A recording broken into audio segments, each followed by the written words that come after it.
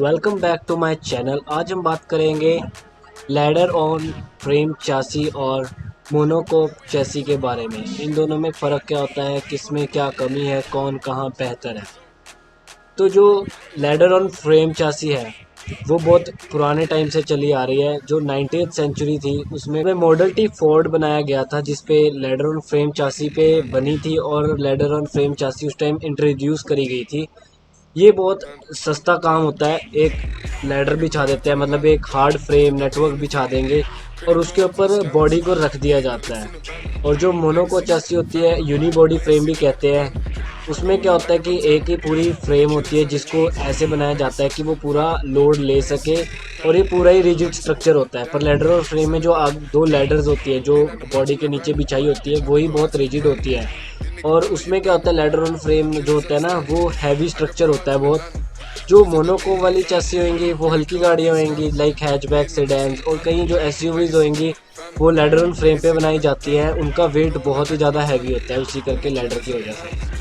जो मैंने ladder on frame को कहा है कि वो सस्ता स्ट्रक्चर होता है वो इसलिए है क्योंकि जैसे टोयोटा हाइलक्स है, टोयोटा फॉर्च्यूनर है, उसके लिए एक ही लैडर यूज़ होगी और उसी पे ही उसके ऊपर जो प्लेटफॉर्म है गाड़ी का रख दिया जाएगा, बॉडी रख दी जाएगी।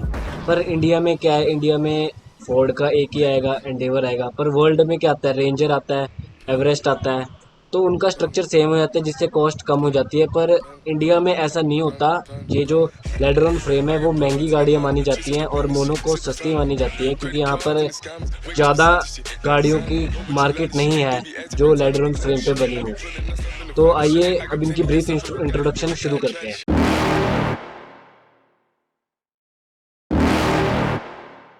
तो पहले बात करते हैं ladder on frame, body on frame chassis के बारे में। इसका जो पहला पॉइंट है, ये ऑफ रोड कैपेबल होती है। ये जो एसयूवीज वगैरह आती हैं या कोई भी एमपीवी आती है, रेयर व्हील ड्राइव होती है जनरली। आप जैसे TUV 300, Scorpio, Innova Crysta, Fortuner, Endeavour, ये सारी लैडर ऑन फ्रेम, थार भी, गुरखा भी, ये सारी लैडर ऑन फ्रेम बनी है। Rear wheel drive, all wheel drive, 4x4 इनमें आता है। इनमें से कुछ भी हो सकता है और ऑफ रोड कैपेबल ये हो जाती है इस सिस्टम की वजह से। दूसरा पॉइंट है, ये इजी टू रिपेयर होती है। जब इसका एक्सीडेंट होएगा जो मेन इम्पैक्ट पड़ेगा वो नीचे जो दो लैडर्स हैं उन पे पड़ेगा, जो बहुत ही रिजिड होती है और बहुत ज़्यादा लोड ले सकती हैं। तो इसमें ऊपर वाली बॉडी पे कोई इम्पैक्ट आता नहीं है। जो अंदर चासी अंदर ऊपर वाली बॉडी की बनी हुई है ना, उस पर इतना कोई इम्पैक्ट नहीं आएगा। जो मेन इम्पैक्ट आएगा वो जो दो लैडर्स हैं उन पे आएगा। तो ये इजी टू रिपेयर भी हो जाती हैं कि आसानी से उन लैडर्स को तो रिपेयर करा जा सकता है। अब इनकी प्रोडक्शन कॉस्ट थोड़ी महंगी होती है एज़ कम्पेयर टू मोनोकोक। अगर आप देखेंगे वर्ल्ड के हिसाब से तो ये सस्ती है क्योंकि टोयोटा का हाइलक्स आता है, वो सेम लैडर यूज़ होती है जो फॉर्च्यूनर में यूज़ होती है। पर इंडिया में हाइलक्स नहीं आता, इंडिया में वो लैडर फॉर्च्यूनर में लगाई जाती है और कोई वो कहीं नहीं लगती। और सेम का केस है फोर्ड रैप्टर एवरेस्ट जो इंटरनेशनल वर्जन एंडेवर है, ठीक है। वर्ल्ड में तो दोनों आती हैं पर इंडिया में नहीं आती, तो इंडिया में एक ही बनाई जाती है जिसकी वजह से सस्ती होने की बजाय महंगी हो जाती है एज़ कम्पेयर टू, क्योंकि एक चीज़ बन रही है। अगर मास प्रोडक्शन करेंगे तो ऑफकोर्स वो चीज़ सस्ती हो जाती है। अब बात करते हैं हाई टॉर्शनल रिजिडिटी की।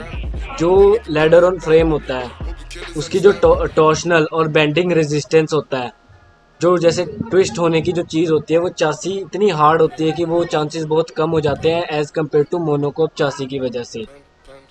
अब बात करते हैं मोनोको चासी की, जो बेसिकली यूनिबॉडी चासी भी कहते हैं।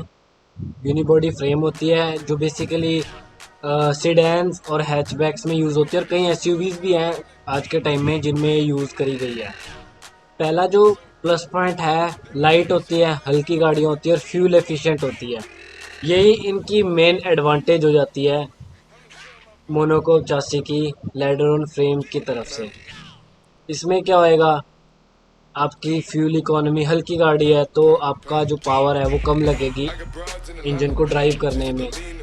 अगला जो पॉइंट आता है वो है बेटर ऑन रोड हैंडलिंग। जो मोनोकोक चासी होती है वो बेसिकली लो राइडर होती है, नीची कार होती है, जिसकी वजह से आप अगर ऑन रोड जा रहे हैं परफॉर्मेंस आपको अच्छी मिल जाएगी, हल्की गाड़ी है।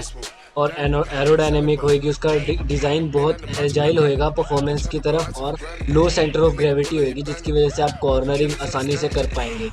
जो आप अगर लैडर ऑन फ्रेम में करेंगे उसमें आपको बॉडी रोल मिलेगा, और बहुत हद तक आप इतनी अच्छी कॉर्नरिंग हाई स्पीड पे नहीं कर पाएंगे, क्योंकि इसकी सेंटर ऑफ ग्रेविटी ऊपर होगी, ऐसे लगेगा कि पलट सकती है वो गाड़ी। तो इसकी जो चासी होती है वो इन एंड आउट होने के लिए भी बहुत अच्छी होती है, जो मोनोकोक चासी होती है। अगला पॉइंट आ जाता है कि इसमें सेफ्टी कहते हैं कि ज़्यादा होती है monocoque chassis, more safer than ladder on frame. कैसे? क्योंकि जो R&D रिसोर्सेज कहते हैं कि जो क्रैश होता है वो ज़रूरी नहीं कि आपका फ्रंट से ही हो, वो पीछे से हो सकता है, साइड से हो सकता है।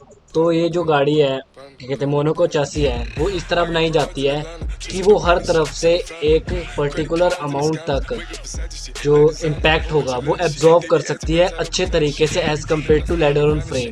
लैडर ऑन फ्रेम क्या करेगी, उसके जो रिजिड लैडर्स होंगे वो इम्पैक्ट को एब्जॉर्ब नहीं करेंगे, वो रोक देंगे उसको एक तरह से, तो झटका लगने के चांसेस हो जाते हैं।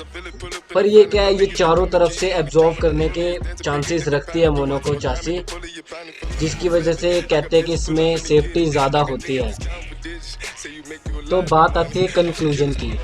हमने दोनों के प्रोज और कॉन्स की बात करी है। तो बेसिकली जो दोनों चासीस बनाई गई हैं वो एक डिफरेंट माइंडसेट और डिफरेंट ओपिनियन के लिए बनाई गई हैं। अगर आपको सिटी ड्राइविंग और हाईवे क्रूजिंग करनी है तो आप मोनोकोक चासी वाली कार लीजिए। अगर आपने अनएक्सपेक्टेड प्लान्स, एडवेंचरस ट्रिप्स पे जाना है, ऑफ रोडिंग करनी है, तो आप लैडर ऑन फ्रेम चासी को लीजिए, SUV लीजिए। पर इसका मतलब ये नहीं है कि मोनोकोक चासी वाले ऑफ रोडिंग नहीं कर सकते। जैसे जीप कंपस है, वो मोनोकोक चासी, मोनोकोक सस्पेंशन के साथ बनी है, और वो भी अच्छी ऑफ रोडर है, अपनी जो सेगमेंट में बहुत अच्छी ऑफ रोडर है। और आज के टाइम में जो लैंड रोवर है उसका आज तक ऑफ रोडिंग में कोई मुकाबला नहीं कर पाया है, वो भी लैडर ऑन फ्रेम छोड़कर मोनोकोक फ्रेम कंस्ट्रक्शन पर आ रही है, क्योंकि उसकी जो ऑफ रोडिंग कैपेबिलिटी है वो उनको एनहांस करना चाहती है उस फ्रेम में। तो ये हर एक बंदे की अपनी प्रायोरिटी होती है कि वो लैडर ऑन फ्रेम चूज़ करे या मोनोकोक चूज़ करे। तो यही कुछ प्रो और कॉन्स थे, अच्छाइयाँ बुराइयाँ थी लैडर ऑन फ्रेम और मोनोकोक चासी की। क्या उनकी किस चीज़ में वो बेटर है, किस चीज़ में उनकी थोड़ी कमियां हैं। आज के लिए इतना ही। सब्सक्राइब का बटन नीचे रेड कलर में होगा, वो ज़रूर दबा देना, और वीडियो अच्छी लगी हो तो लाइक करना। हम आगे भी ऐसे ही कार रिलेटेड वीडियोस लाते रहेंगे। तब तक के लिए बाय बाय।